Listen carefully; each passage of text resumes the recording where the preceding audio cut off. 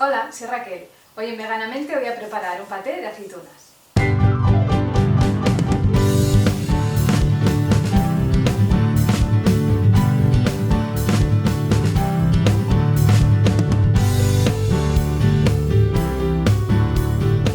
Para hacerlo vamos a necesitar un trozo de tofu firme, unas aceitunas negras deshuesadas pero que sean de buena calidad porque de ello va a depender que esté más rico o menos el paté, un tomate deshidratado, unas hierbas secas, en este caso tomillo y orégano, pimienta negra y aceite.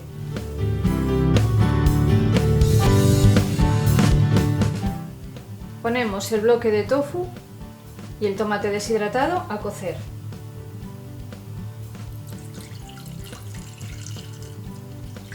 Durante unos 5 minutos. Pasados los 5 minutos lo sacamos a un colador y lo escurrimos un poco para que suelte el exceso de agua. Lo cortamos en trocitos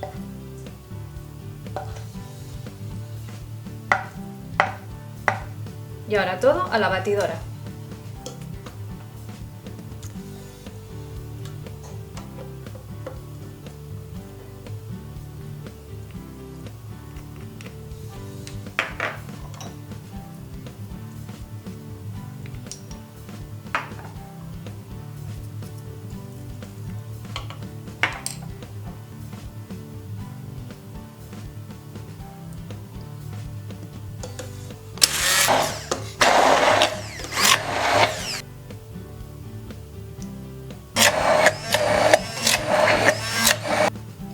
Pues esto ya lo tenemos. Ahora lo metemos en un tarro de cristal, lo dejamos enfriar y lo conservamos en la nevera.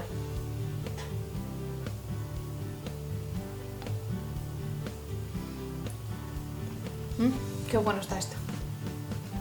Veganízate. Ya veis que más fácil no puede ser, imposible.